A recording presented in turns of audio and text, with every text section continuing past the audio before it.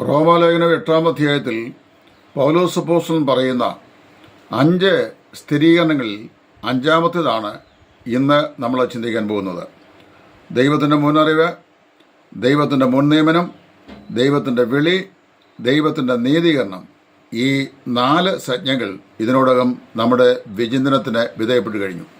5-ാമതായി പറയുന്നത് അവൻ മുന്നറിഞ്ഞവരെ തേജസ്കരിച്ചും ഇരിക്കുന്നു എന്നാണ്. ദൈവത്തിൻ്റെ ദൃഷ്ടിയിൽ വിദൂര ഭാവിയിൽ ജനിച്ച് ജീവിക്കാൻ പോകുന്ന ഒരു പാപിയായ മനുഷ്യനും സുവിശേഷത്തിൽ വിശ്വസിക്കുന്നു എന്നതിൻ്റെ അടിസ്ഥാനത്തിൽ അവനെ ദൈവം മുന്നറിഞ്ഞവനായും, ദൈവം മുൻനിയമിച്ചവനായും, ദൈവം വിളിച്ചവനായും, ദൈവം നീതീകരിച്ചവനായും, ദൈവം തേജസ്കരിച്ചവനായും ദൈവം കാണുന്നു. ദൈവം എല്ലായ്പ്പോഴും പ്രസന്റിൽ ജീവിക്കുന്നവനാണ്. ദൈവത്തിന് ഇന്നലകളില്ല. Jesus Christ the same yesterday, today and forever. കർത്താവായ യേശു ക്രിസ്തു ഇന്നലെയും ഇന്നും എന്നേക്കും അനന്യൻ തന്നെ. ഇപ്പം ദൈവം എന്നും ഇന്നിലും ഞാനും നിങ്ങളും കാലത്തിലും ജീവിക്കുന്നതാണ്. അതുകൊണ്ടാണ് നമുക്ക് ഇന്നലെ, ഇന്ന്, നാളെ എന്ന് പറയുന്ന ദിവസങ്ങളുടെ അല്ലെങ്കിൽ കാലത്തിൻ്റെ 3 പ്രവിശ്യമുള്ളത്. ദൈവത്തിന് അങ്ങനെയില്ല. ദൈവം എന്നും ഇന്നിൽ ജീവിക്കുന്നവനാണ്. അതുകൊണ്ട് നാം ഇന്ന് കർത്താവായ യേശുവിനെ രക്ഷിതാവായി സ്വീകരിക്കുമ്പോൾ നമ്മുടെ ജീവിതത്തിലേക്ക് അനുഭവവേദ്യമാകുന്ന ആത്മരക്ഷയെ ദൈവം വാസ്തവത്തിൽ നിത്യതയിൽ വെച്ച് തന്നെ കണ്ടു എന്ന് പറഞ്ഞാൽ, ദൈവം സദാസമയവും ഇന്നിൽ അധിവസിക്കുന്നവനാകിയാൽ തൻ്റെ മുന്നറിവിൽ ആ കാര്യങ്ങളെ സ്ഥിരീകരിക്കുന്നു. അപ്പോൾ വിളിച്ചവരെ ദൈവം നീതീകരിച്ചും നീതീകരിച്ചവരെ തേജസ്കരിച്ചും ഇരിക്കുന്നു.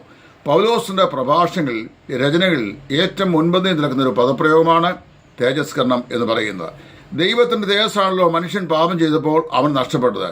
എല്ലാവരും പാപം ചെയ്ത് ഒരുപോലെ ദൈവതേജസ് ഇല്ലാത്തവരായി തീർന്നു. എന്നാൽ കർത്താവായ യേശു ക്രിസ്തുവിൻ്റെ കൃപയാൽ ആ ദൈവതേജസ്സിലേക്ക് മടങ്ങി വരുവാനുള്ള ഒരു പ്രൊവിഷൻ ദൈവം നമുക്ക് വേണ്ടി ഒരുക്കി. ആ തേജസ്സിൻ്റെ പ്രത്യക്ഷതയ്ക്ക് വേണ്ടിയാണ് ഞാൻ നിങ്ങളും കാത്തിരിക്കുന്നതും. റോമാലേഖനം 8-ാം അധ്യായത്തിൽ തന്നെ അപ്പോസ്തലൻ പറയുന്നു, സൃഷ്ടി ഇന്നുവരെയും ഞരക്കത്തോടെ ആ തേജസ്കരണത്തിൻ്റെ ദിവസത്തെ കാത്തിരിക്കുകയാണ്. കർത്താവായ യേശു ക്രിസ്തുവിൽ വിശ്വസിക്കുന്ന ഒരു പാപിയെ നമ്മുടെ കർത്താവായ യേശു ക്രിസ്തു മരിച്ചവരുടെ നിന്ന് 3-ാം ദിവസം ഉയർത്തെഴുന്നേറ്റ് തേജസ് ധരിച്ച പോലെ തൻ്റെ തേജസ് അവൻ നമ്മെ ഇതിനോടകം തന്നെ ധരിപ്പിച്ചു കഴിഞ്ഞു. സ്ഥാനീയമായി നാം തേജസ്കരിക്കപ്പെട്ടു കഴിഞ്ഞു. സ്ഥാനീയമായി നാം വിളിക്കപ്പെട്ടു കഴിഞ്ഞു. സ്ഥാനീയമായി നാം രക്ഷിക്കപ്പെട്ടു കഴിഞ്ഞു. സ്ഥാനീയമായി നാം നീതിക്കപ്പെട്ടു കഴിഞ്ഞു. അപ്പോൾ ഇനിയും ഭാവിയിൽ സംഭവിക്കാനുള്ളത് നമ്മുടെ ഭാവിയിലെ തേജസ്കരണമാണ്. അതായത് ശരീരത്തിൻ്റെ തേജസ്കരണമാണ്. ആത്മാവിൻ്റെ തേജസ്കരണം കർത്താവായ യേശു ക്രിസ്തുവിൽ വിശ്വസിച്ച മാത്രമേ തന്നെ അത് സംഭവിച്ചിരിക്കയാൽ ഇന്നത് നമ്മുടെ വർത്തമാനകാല അനുഭവമാണ്.